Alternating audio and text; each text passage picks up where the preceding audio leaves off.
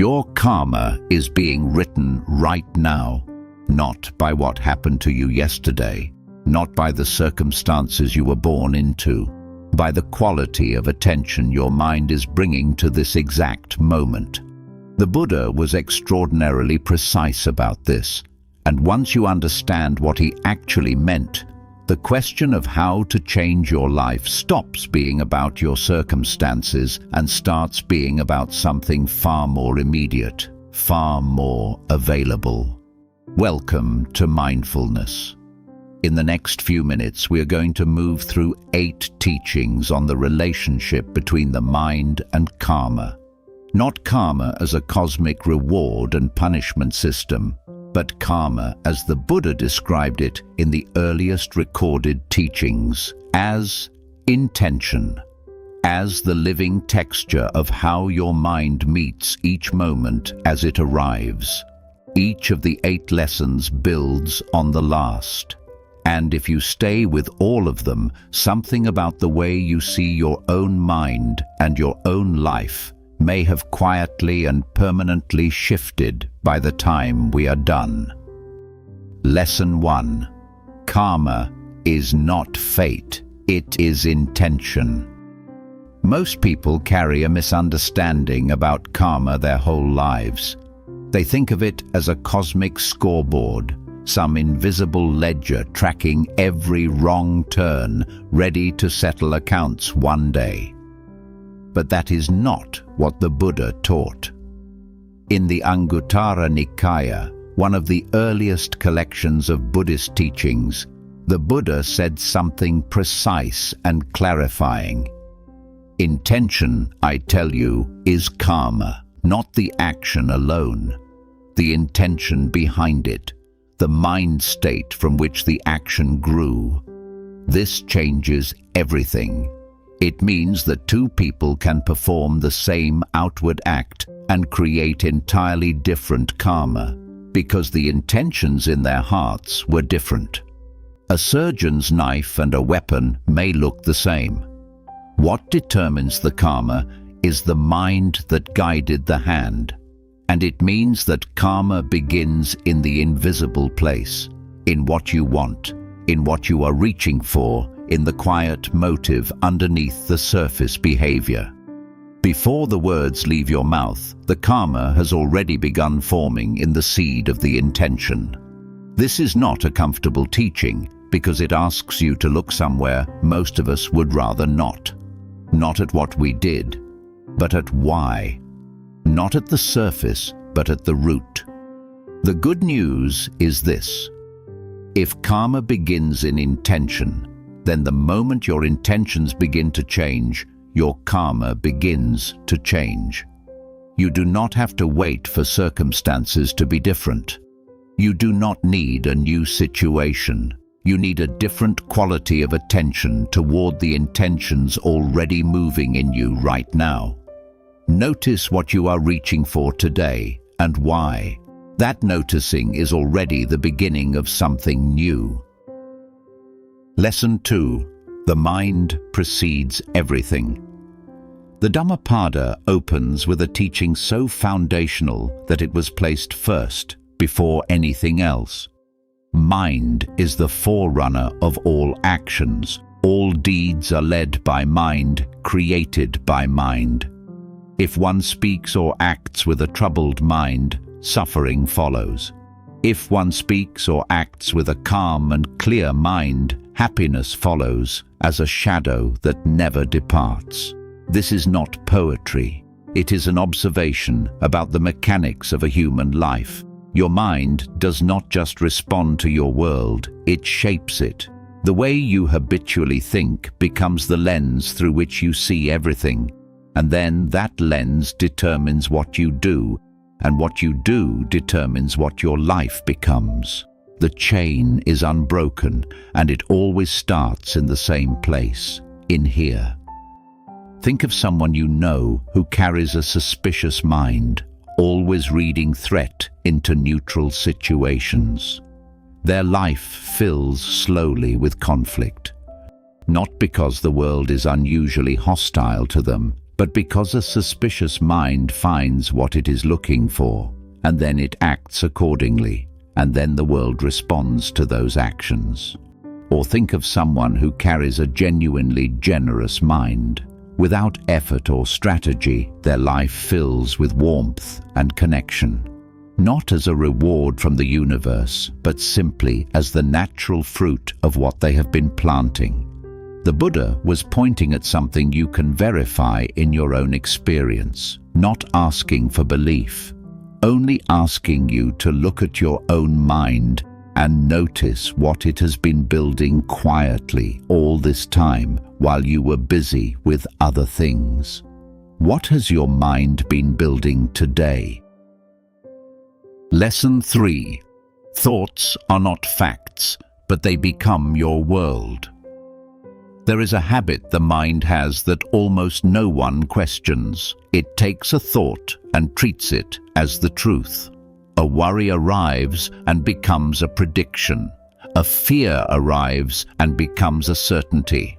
A critical voice says you are not enough and is believed without a single piece of evidence. The Buddha taught a practice called vitarka vikara in the early stages of meditation, translated roughly as applied thought and sustained examination. The point was to look at thoughts clearly rather than being swept away by them, to see a thought as a mental event, arising and passing, not as a window onto final reality.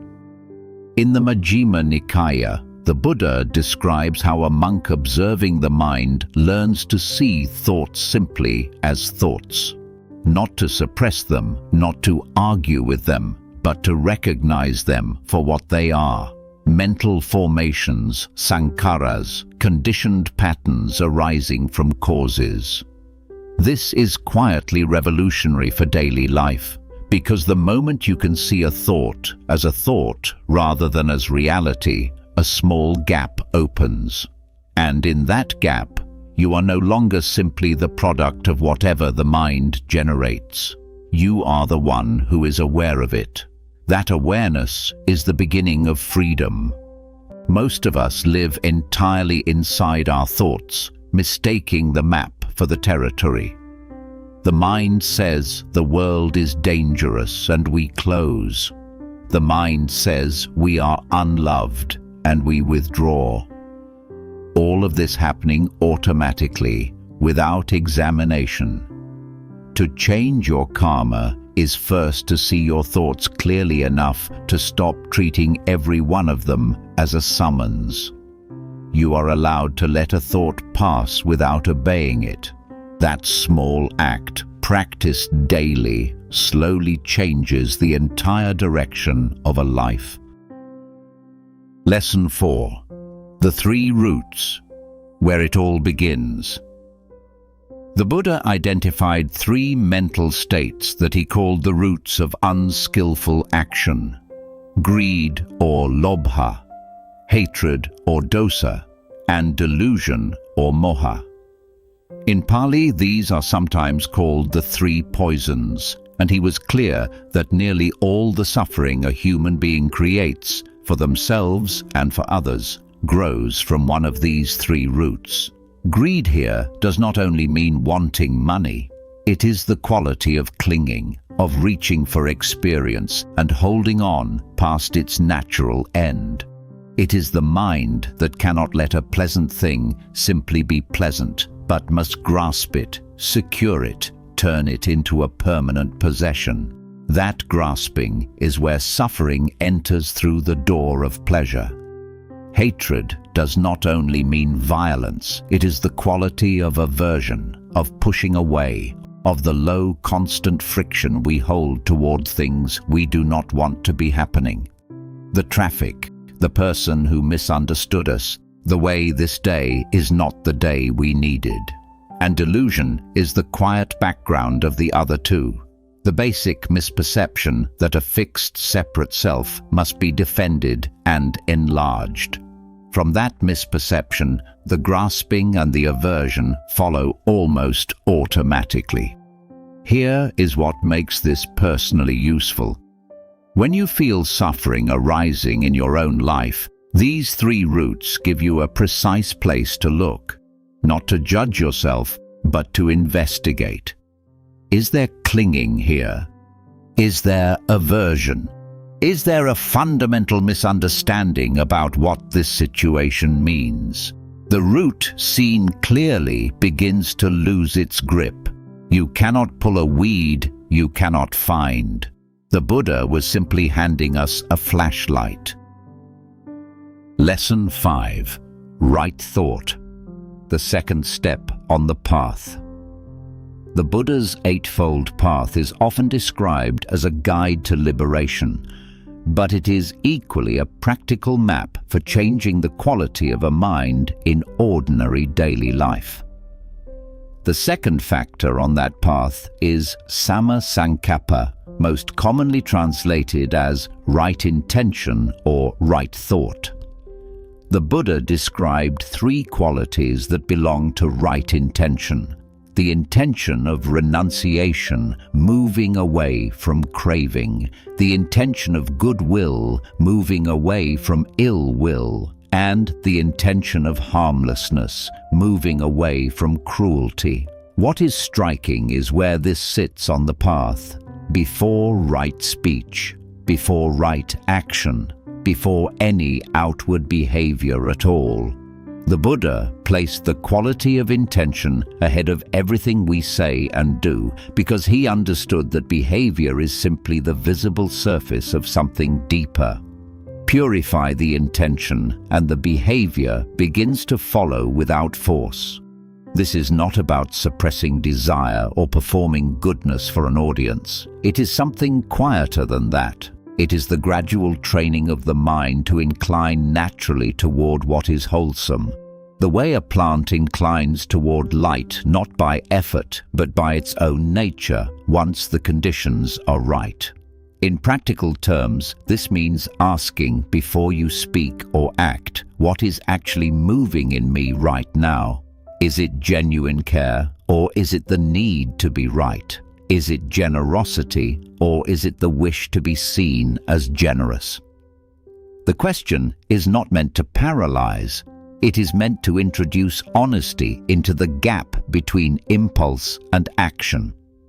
That gap is where karma is made or unmade, and the more you practice finding it, the wider it becomes.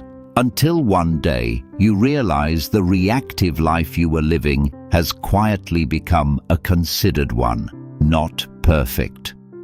Considered. And that difference changes everything. Lesson 6. Impermanence is not a loss, it is the teaching.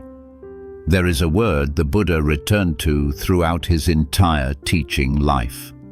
Anicca, impermanence. Everything that arises passes. Every state of mind, every circumstance, every feeling, every formation. Nothing holds its shape forever. Most people hear this and feel a kind of grief because we know it already in our bones, and we spend enormous energy pretending otherwise. We build, we accumulate, we secure, we plan, all of it quietly aimed at making something permanent in a world that will not cooperate. But the Buddha was not offering impermanence as a reason for despair. He was offering it as a doorway. In the Samyutta Nikaya, the Buddha asks a straightforward question. If form is impermanent, is it suffering or is it happiness? And the implied answer is that clinging to what is impermanent is the source of suffering, not the impermanence itself, the clinging. This means the suffering is not in the change, it is in the resistance to change. It is in the part of us that says, this should not be ending, that person should not have left, that time should not be gone, that body should not be aging. We pour enormous suffering into arguing with what has already happened and what will inevitably continue to happen. To truly absorb impermanence is not to stop caring. It is to care more cleanly, to love without the desperate grip of someone who knows they are about to lose, to enjoy a meal, a conversation, an ordinary evening without the low background anxiety of trying to make it stay. And applied to the mind itself, impermanence is the most hopeful teaching of all, because if every state is impermanent, then no darkness is permanent either. The grief will change, the fear will change, the habit you are most convinced is simply who you are. That too is subject to anicca.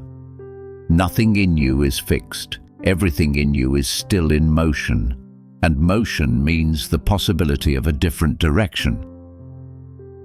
Lesson 7. The Brahma Viharas, 4 ways to rewire the heart. If karma begins in the mind, then cultivating specific qualities of mind is not a spiritual luxury. It is the most practical work a person can do. The Buddha taught 4 qualities he called the Brahma Viharas, sometimes translated as the divine abodes or the immeasurable minds. They are metta, loving kindness, karuna, compassion, mudita, sympathetic joy, and upekkha, equanimity. He taught that these 4, cultivated deliberately and practiced regularly, can transform not just how we feel, but the entire karmic texture of a life.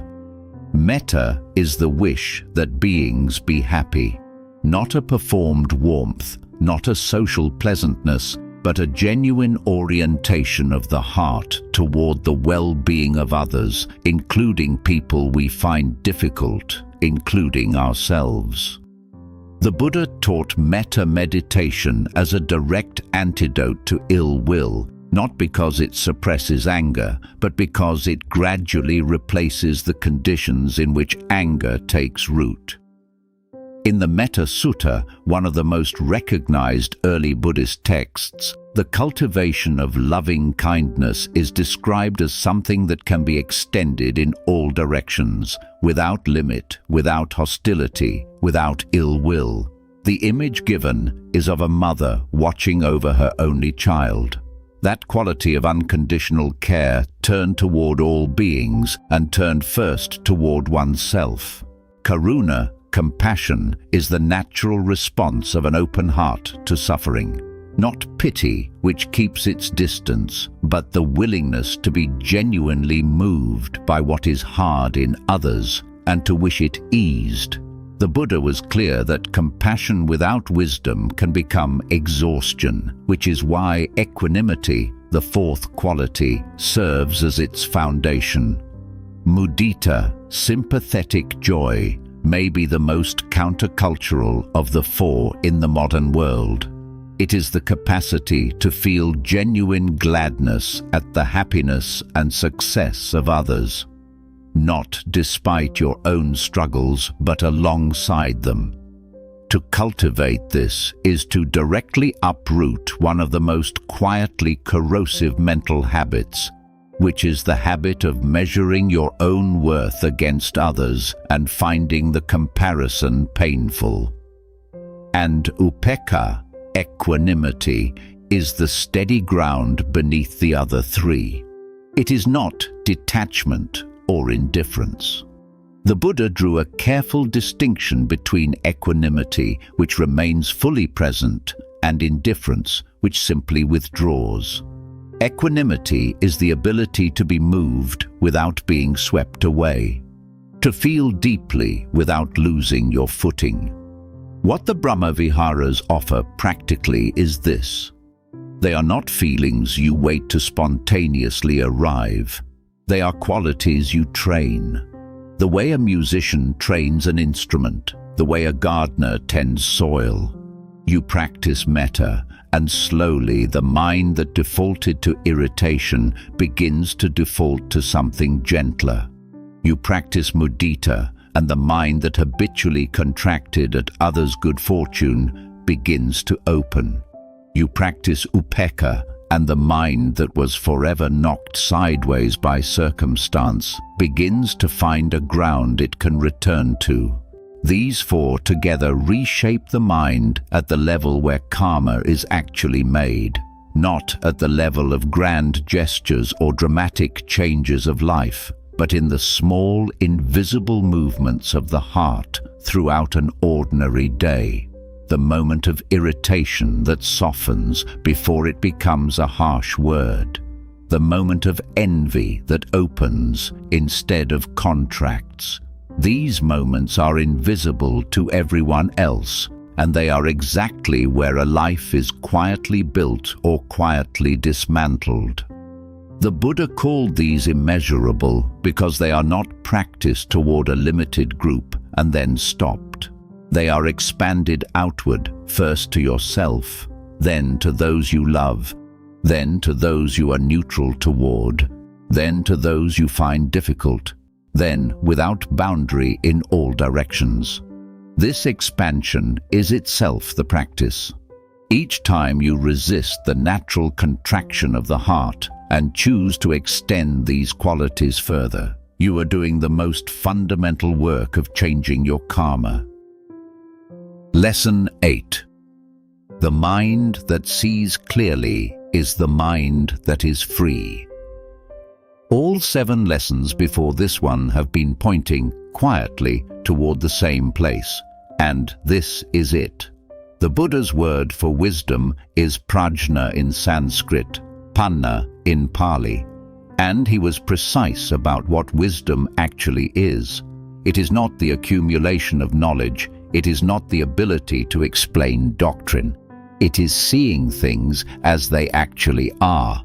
Seeing with clarity the 3 marks that characterize all conditioned experience: impermanence, anicca, the unsatisfactory nature of clinging, dukkha, and the absence of a fixed, unchanging self, anatta.